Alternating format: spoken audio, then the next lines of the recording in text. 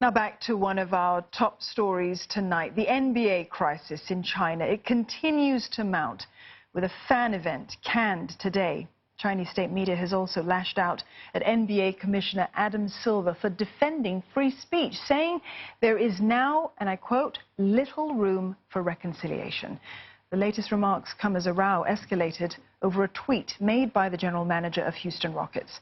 Daryl Morey posted an image in support of anti-government protests in Hong Kong, and that has sparked widespread anger in China.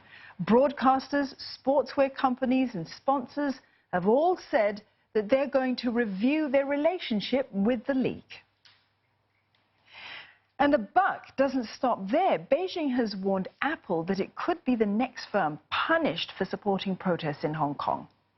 The Chinese state newspaper, The People's Daily, said that a transport app on the Apple Store could be used to track police movements around Hong Kong. Now, it said it was protecting rioters, and allowing the app was a betrayal of the Chinese people's feelings. Apple has also been under fire for having Glory to Hong Kong on sale for purchase in its music store. Now, the song is often sung at anti-government rallies.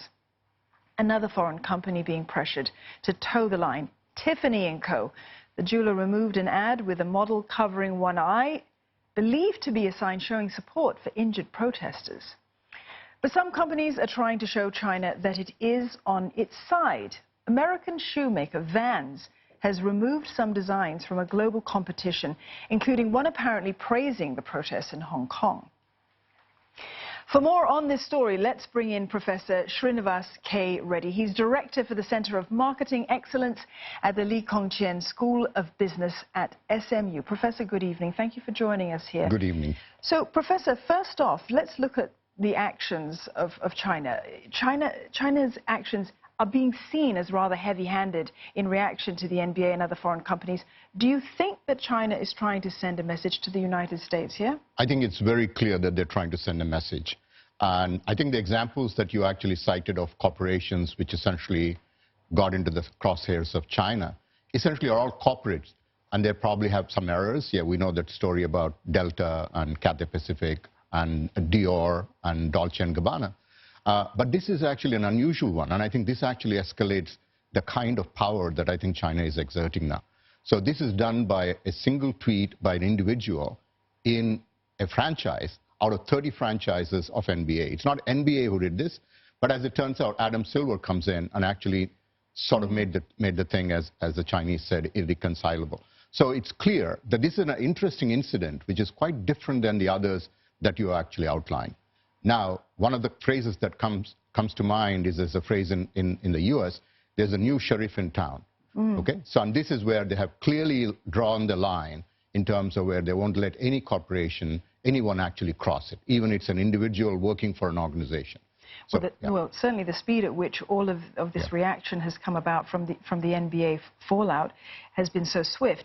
Do you think that there is any possibility that this could be in retaliation for what we've seen with the United States stand with Huawei? Yeah, I think you're right. I mean, this has to be viewed in the context of a larger scenario that's playing out. And so the trade sort of disputes that have been going on for over a year, and then more recently, some of the escalation in terms of only recently we have seen 28 companies of Chinese are blacklisted, and then the visas essentially are now basically denied for Chinese officials. All of this is an escalation from their point of view. Now, I think surely all these things that China is doing, partially it is because of what's going on in the dispute with the US, but I think there's something more fundamental in terms of what they're actually drawing a line in the sand, essentially saying that they won't let anybody cross. Okay? That is essentially their sovereignty, the issue with Hong Kong, Taiwan, Macau, and so on. These are things that they don't want to let go. Right. Okay? Yeah. Well, brass tacks are that China represents a huge market for many of these US companies. Yeah. You know, can they afford to offend China? I mean, given the size of its market, given that it is the world's second largest and soon to be first largest economy. And I think it is going to be a problem, I think. And it doesn't help if you have a tit for tat, because the US is essentially also sort of fueling some of these. So the idea here is Apple will be affected, some of the biggest corporations which will be affected. either we reconcile at some point in time, or the world has to adjust to this phenomena where there are going to be two different entities. And as I said, the sheriff is in town. I mean, so this one has declared that they will be one of the leading economies, and people have to play by their rules. Well, you know, there's going to be a showdown tomorrow then, or in the next few days when trade negotiations begin. Do you think it's going to have an impact on whether we see a trade deal and the size of it, the comprehensiveness of it? I wouldn't bet that the trade will be done tomorrow. But I'm sure all these things leading up to that tomorrow will essentially make it more difficult, right? Yeah, so I think, I'm not sure the trade deal will be done tomorrow, but I'm sure all these incidents, both of the visa restrictions and blacklisting of companies and the NBA scandal that's actually going on right now, I don't think it'll help the matters at all. Yeah, we shouldn't hold our breath, I think, on this one just yet. Dr. Reddy, thank you very much, Professor, for coming in to share your views with us on this. We've been speaking there to Dr. Reddy from the Chian School of Business at SMU. Yeah, I appreciate it. Thank you so much.